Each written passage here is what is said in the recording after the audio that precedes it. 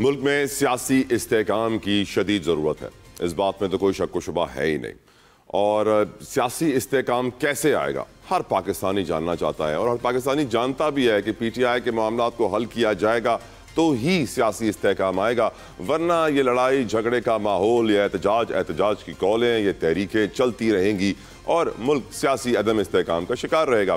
बिलावल भुट्टो जरदारी साहब ने एक बड़ी कमाल स्टेटमेंट दिया, मैं समझता हूँ, जो कि आज वक्त की ज़रूरत है।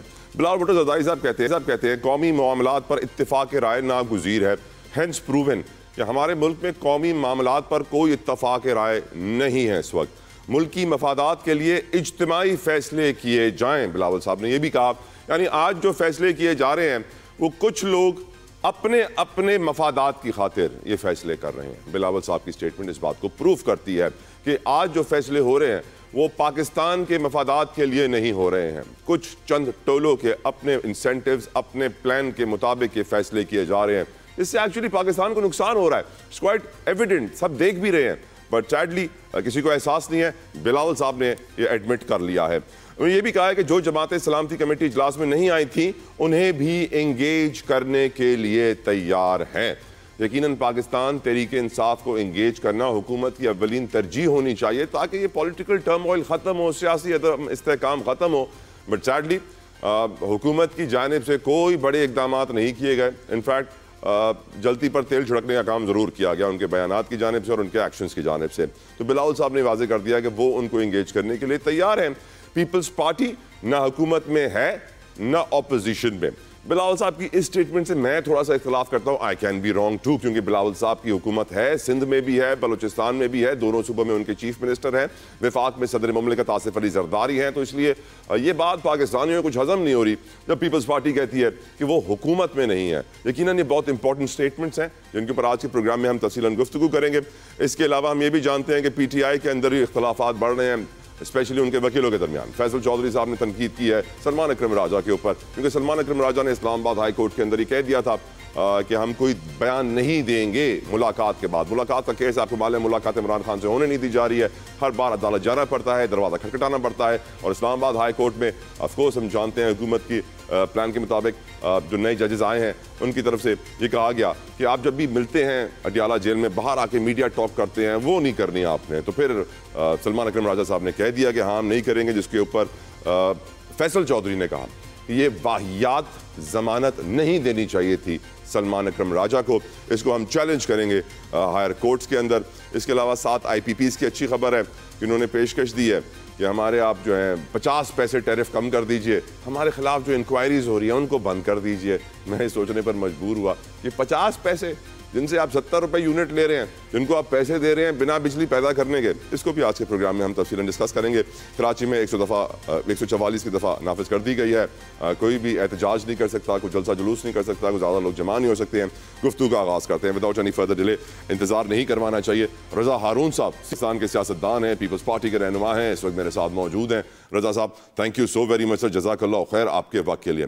रज़ा साहब, बिलावल साहब की स्टेटमेंट वन बाय वन मैं आपसे डिस्कस करना चाहता हूँ। पहली स्टेटमेंट जो आपके सामने रख रहा हूँ वो कहते हैं कौमी मामलात पर इत्तिफाक राय नागुज़ीर है, मुल्की मफादात के लिए इज्तिमाई फैसले करने होंगे।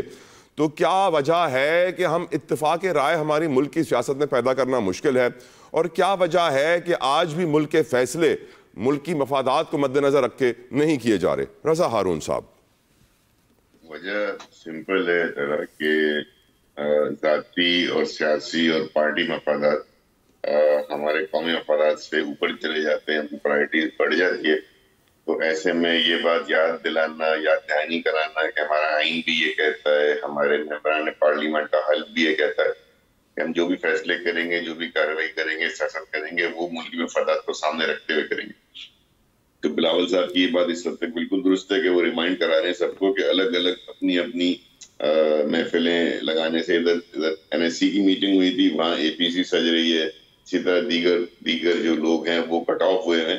तो कौमी इत्तेफाक राय इसलिए जरूरी है कि ये मुकाबला है आपका तला दहशतगर्दी के खिलाफ, और दहशतगर्दों की जो अव्वलीन कोशिश होती है वो ये होती है कि आपके दरमियान तफरका डालें, जितने ज्यादा इख्तिलाफात आपके दरमियान क्रिएट कर सके, मुख्तलिफ फैक्शन के दरमियान, मुख्तलिफ पॉलिटिकल पार्टीज के दरमियान, وہ کریٹ کر دی جائیں تاکہ ان کا کام آسان ہو, سامنے جن سے وہ لڑنا چاہ رہے ہیں وہ قوم متحد نہ ہو.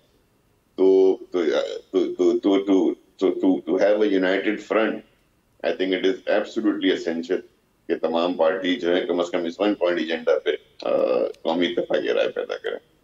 ویسے آج تک رضا صاحب ہم کیوں نہیں اتفاق رائے پیدا کر سکے؟ آج تک ہم کیوں نہیں پالیسی میکرز کو, فیصلے کرنے والوں کو یہ بتا سکے, سمجھا سکے کہ بھائی پاکستان کمز فرسٹ, آپ پاکستان کے مفادات کو دیکھو, اپنے بینک اکاؤنٹ کو نہ دیکھو. 76 سالوں کے بعد ڈونٹ یو تھنک آج بھی ہم وہیں کھڑے ہیں جہاں ہم 76 سال پہلے کھڑے تھے رضا بھائی؟ میرے خیال میں بھائی یہ ایک دوسرے کو سمجھانے کے بجائے نا پہلے خود سمجھنا بہت ضروری ہے. میں اور آپ بھی نہیں سمجھتے ہیں, but to be really very honest ہمارے اپنے مفادات جو ہے نا کہیں نہ کہیں جا کے نیشنل مفادات سے جب ٹکراتے ہیں تو پھر ہم اپنے ذاتی مفادات کو ترجیح دے دیتے ہیں. تو یہ ایک دوسرے کو سمجھانے والی بات ہے. کوئی بھی پارٹی جو ہے وہ یہ نہیں کہہ سکتی اس نے کبھی. ایگزامپل دیتا ہوں رضا صاحب, میں آپ کو ایگزامپل دیتا ہوں. اب میرے دل کی آواز ہے کہ میں ملک کی مفادات کو مد نظر رکھتے ہوئے پروگرام کروں, آواز اٹھاؤں, لیکن کچھ ذاتی مفادات کی وجہ سے میری آواز کو دبایا جاتا ہے بہت سارے طریقوں سے. تو پھر مجھے کیا کرنا چاہیے رضا صاحب؟ ملکی مفادات کو آپ کو, لیکن اگر آپ کو وہ بیلنس اچیو کرنا چاہیے کہ چونکہ آپ ایک چینل پہ بیٹھے ہوئے ہیں تو you are obligated also to that entity جہاں پہ آپ بیٹھے ہوئے ہیں. لیکن بہرحال اگر وہ ملکی مفادات کو, اگر آپ کا چینل, ایگزامپل کی بات کریں نا, فار ایگزامپل ہی بات کریں, اگر آپ کا چینل اینکر آپ کو قومی انٹرسٹ پہ بات کرنے سے روکتا ہے اور اس کی آگہی پھیلانے سے روکتا ہے, then this is not right. You should leave that job. اور صرف میرا چینل نہیں, اگر میں آپ سے کہوں سارے چینل, تو پھر آپ کیا کہیں گے؟ Channels are not important. National interests are important. Simple. National interest, میں کمپلیٹلی آپ سے ایگری کرتا ہوں. پاکستان ہے تو ہم سب ہیں اور ہم سب کو اپنی آخری سانسوں تک پاکستان کے لیے آواز اٹھانا لازم ہے. سر آگے بڑھتے ہیں.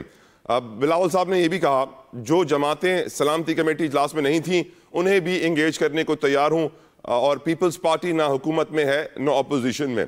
اب پہلے جملے پہ آ جاتے ہیں پہلے تو رضا بھائی. وہ کہتے ہیں کہ میں پی ٹی آئی کے ساتھ انگیج ہونے کے لیے تیار ہوں, ان کے ساتھ ڈائلاگ کرنے کے لیے تیار ہوں.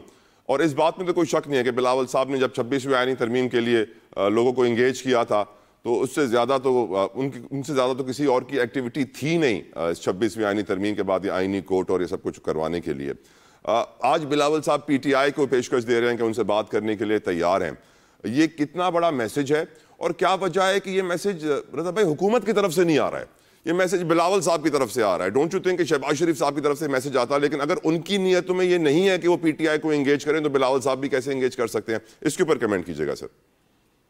میں سمجھتا ہوں کہ بلاول صاحب کی ایک یونیک پوزیشن ہے اور میرے خیال میں اسی وجہ سے وہ وفاقی حکومت کا حصہ نہ ہوتے ہوئے یہ بات کر سکتے ہیں with full independence and freedom, کہ ان کے اوپر بھی آبلیگیشن نہیں ہے کہ وہ وزیر اعظم صاحب کی لائن کو ٹو کریں. وہ اس وقت پیورلی اینڈ پیورلی ایک نیشنل لیول پہ جس اتحاد کی ضرورت ہے اس کو زور دیتے ہوئے, ظاہر ہے ہم بات کر رہے ہیں پی ٹی آئی کی. پی ٹی آئی جو ہے ایک پاپولر جماعت ہے, ایک بڑی سیاسی جماعت ہے, اس کا ایک ایسے وقت پر اس قومی اتفاق رائے کی میٹنگ میں نہ ہونا یقیناً جو ہے وہ دھچکا دیتا ہے اس کو. تو اس حوالے سے جو وہ رول پلے کرنا چاہ رہے ہیں بلاول صاحب, میں سمجھتا ہوں بلاول صاحب ہی یہ رول پلے کر سکتے ہیں. ایک فیملی ہسٹری ہے, ان کا اسٹیٹسمین کا رول ہے, ان کے اسٹیٹمنٹ کے جو اسٹیٹمنٹس آتے ہیں وہ ہمیشہ ہاتھ بڑھاتے ہیں. آپ کو یاد ہوگا جب 2024 کے الیکشن ہوئے تھے تب بھی پیپلز پارٹی کی طرف سے میسج پہلا تو یہی کیا تھا نا پی ٹی آئی, کیونکہ بھائی آپ حکومت بنانے کی کوشش کر کے دیکھ لیں, پہلا آپشن یا پہلا رائٹ آپ کی ہوتی ہے. تو میں سمجھتا ہوں کہ یہ اگر بلاول صاحب اس میں کامیاب ہو جاتے ہیں, اور میں کہوں گا کہ پی ٹی آئی کے دوستوں کو اس آفر کو یا اس اپرچونٹی کو دونوں ہاتھوں سے گریب کرتے ہوئے واپس نیشنل مین اسٹریم پالیٹکس میں آ جانا چاہیے, بجائے اس کے کوئی ایک آئسولیشن کی پالیٹکس پہ رہیں, ہر وقت وہ ہر ایشو کے اوپر جو ہے وہ ایجیٹیشن کریں, مناسب نہیں ہوتا. تو آئی تھنک پاکستان پیپلز پارٹی کی طرف سے بلاول صاحب کا ایک کہنا, اور یاد رہے ان کے والد صاحب جو زرداری صاحب پریزیڈنٹ آف پاکستان بھی ہیں, تو ایک بہترین اگر اور پنجاب کے حوالے سے سیاست میں زیادہ کھچاؤ ہے پی ٹی آئی اور مسلم لیگ نون کو لے کر, تو اگر وہ یہ سارا کا سارا معاملہ پریزیڈنٹ ہاؤس کی طرف جاتا ہے, زرداری صاحب بیٹھتے ہیں, بلاول صاحب بیٹھتے ہیں, پی ٹی آئی کے دوست وہاں جاتے ہیں, بات چیت کرتے ہیں, تو نہ صرف خوش آئند ہوگا بلکہ ایک بہت بڑا میسج ہوگا ان قوتوں کو جو ہمارے درمیان تفرقہ ڈال کے خلاف ڈال کے اپنی دہشت گردی کارروائیوں کو سمجھتے ہیں کہ انہوں نے اپنا موٹیو اچیو کر لیا. I think it's a very good effort. It should be applauded.